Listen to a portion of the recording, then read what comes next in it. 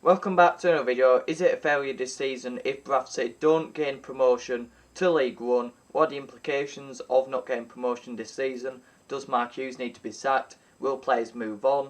And where will the club be next season if we don't get promotion? With big teams coming up from the National League, some teams coming down from League One who will be having aspirations to be gaining promotion as well, and some mid-table teams who might be spending big as well in the summer window.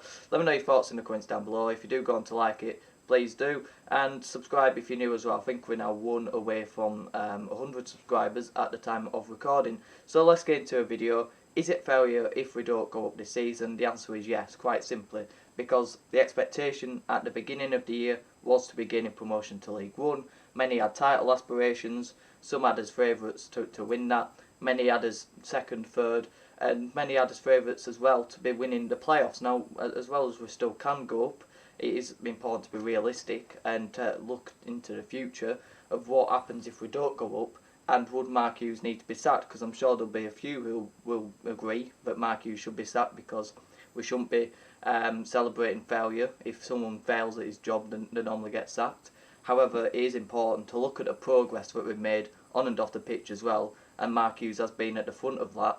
Not only the playing style has improved, it does bring anxiety, but you know, it is entertaining when it is flowing and we do play out quite quickly. Although I think that's one mistake that we have to learn from, that maybe at home games where we've been poor this season, that's something we haven't progressed from the home form, where it's just continuing to dwindle from the Stuart McCall 16-17 season, I think it was, when we went unbeaten for quite a long time at home, and since then it seems like we've got a curse at Valley Parade. But I think he's got to learn from them mistakes of how we need to play at home, how to understand the fans at the home games, for playing out for the back ain't acceptable, because we want to see free-flowing football, get it to the wingers, get crosses into a box, rock and roll football, and get the fans off the seats. And I think playing at home is completely different to playing away. Maybe we'll look to play out from the back in away games, however there's going to be more pressure on us, so I think we have to look at that in the summer and try and improve from that. But other mistakes have been learnt from the recruitment team, bringing in a lot of more younger players in the summer. You know, you look at your Keane Howards, your Jake Youngs, your Odacinas, many others. There were a load of young exciting talents from League Two and, you know, from the EFL that we were bringing in, and we had a lot of, you know, excitement towards them. Many well, none of them have actually worked out yet. In the January, we brought in a lot more experienced players and more players that possess more leadership, like Sam Stubbs with the leadership qualities, Clayton with the leadership qualities and the experience, to combine that with actually being able to control a game. You know, and Matt Derbyshire as well. You know, bringing in those players massively helped the squad, and we went on a really good unbeaten run. That came to an end against Swindon, and we have only lost 3 games this calendar year so far. We've got 3 massive games left. We can still go up. It may sound like a bit of a negative video, you know, to be talking about is it a failure when there's still a lot on the line for the season. There's 3 massive games left. If we win them all, there's still a big chance of getting automatic promotion. If we lose them all, we come in 8th. You know, there's a big chance that could happen as well, because when you look at Northampton, you know, that we've got on Saturday, preview will be out on Thursday. That's a massive game for the season, because if we lose it, or if we put in a performance like we did at Valley Parade in the reverse fixture, that's the season over, because we've then got a quick turnaround against Crewe, a massive away night, and if we show any signs of, you know, nervousness or lack of confidence, because that game could turn into a bit of an home game with the fans that's going there and the noise that they'll generate, because no matter what happens against Northampton, we could still be in the race for automatics, but playoffs is on the line, because there's a good chance this season we could come 8th, with Mansfield behind us level on points, and they play tonight. Tonight we'll be cheering on Swindon Town and Leyton Orient as they play Stevenage and Mansfield Town.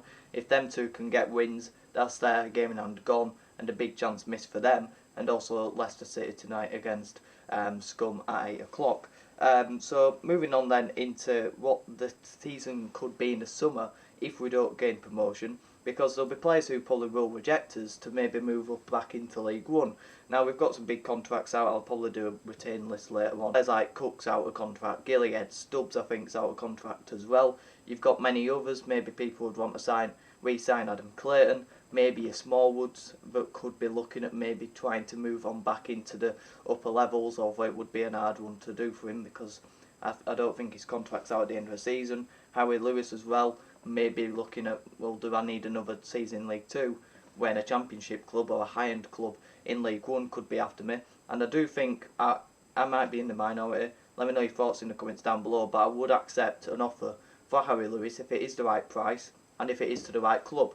Now, if it's a Salford coming in for him, or a Wrexham, which could be a big possibility if they need a keeper like they did with Elliot Watt, I wouldn't entertain that at all. If it's a top end League One club or a Championship club coming in with a good offer, whatever offer that is, if it's a good offer for Howie Lewis, then I definitely would accept it. He's turning 26 this year, and I think it's something we had to improve on because there has been a couple of players, believe it or not, the last couple of seasons who maybe we could have sold on before the contracts went out and got a bit of money from them and regenerated that. And I think that's something we've got to improve on because teams do take advantage of that in the AFL. There's many examples of it, and that's how they progress because they regenerate the money. And I think although it hurts to lose a player like an Howie Lewis, we have got to do that if we want to progress and improve the whole team. And we have been looking at a Rangers keeper who I think is 20 or so. He's quite a young keeper. Whether he's going to be the starting keeper next season, if we are looking at getting rid of Lewis, whether we're in League 1 or League 2, or maybe we're just planning ahead if Lewis goes, or maybe he's the backup if we don't keep Heath Richardson next season, who I think's contract's running out as well. So I think that's probably a good move from City because teams do that all the time. They are constantly planning ahead for the summer, and it's something I think we haven't done enough, although we did it last season. Previous to Mark Hughes coming in, we haven't done that, and I think that's something else that we've progressed in. And the club is moving in a positive direction, and that momentum is thriving on and off the pitch. So hopefully we can continue to do that. Mistakes have been learned from Hughes, like I said, with the recruitment team as well, and the board in previous seasons gone by. We were 14th, I think, not last season, or we were definitely bottom half, like we have been since we've been in League 2. I think the highest we've finished, I think it was 9th under Gary Bowyer, when the season got cut short because of COVID, and Stuart McCall as well was manager as well. I think that's the highest we've come. But that shows how we've just slowly dwindled away because of bad recruitment of managers, bad recruitment of players, no communication from the board to the fans, no connection, and just a team that don't want to fight for the shirt, and a manager that don't really want to be here or isn't embracing it like Mark Hughes is. So if we don't go up, I won't sack him. I wouldn't even think about sacking him, although you might. Let me know your thoughts in the comments down below. We've made progress on the pitch, we've made progress off the pitch, and Mark Hughes has been in front of that. He's got great experience in football, whether it's playing at a high level as a footballer or managing at a high level in the Premier League. He hadn't managed in the AFL before. It was going to take time. He hadn't managed for 4 years, I think. Although he's made out it's been quite easy for him to do that, and it's not a challenge to come back into football. Got stability, and I think going into the summer with a good project in place, with players who want to play for the club that we've got currently, to add that with a couple of others, maybe we'll lose a couple, but maybe that could be a good thing with reshaping the squad again, but not wholesale changes like we've seen year after year after year with constant different managers, with constant different players who want to play constant different styles. We need that stability, and Mark Hughes has brought that. And then finally, there's big teams that will be challenging next season. You've got Wrexham, you've got Notts County, Chesterfield as well. If they come up in place of Notts County, they're going to be spending big. They're going to be having aspirations to be getting out of League 2. Mid-table teams, Grimsby, Gillingham, Swindon. I think those type of teams will be looking at getting back into the playoff spots. Maybe Suttons and Tranmere's will look to have a better season. Doncaster look like they're in trouble. Walsall look like an ambitious team. Crawley want to be improving. So there's some big teams down there that will be looking to be getting towards these places next season. And then the teams that don't get promotion to League 1, including ourselves if we don't go up. So it's going to be the most difficult League 2 season to get out of. And I do think that League 2 next season will be the most interesting league to watch in terms of play styles and in terms of points and the ways for automatics and the title and the playoffs. I think it's going to be the most entertaining league in the AFL. But if we're in it, that makes it all the harder for us.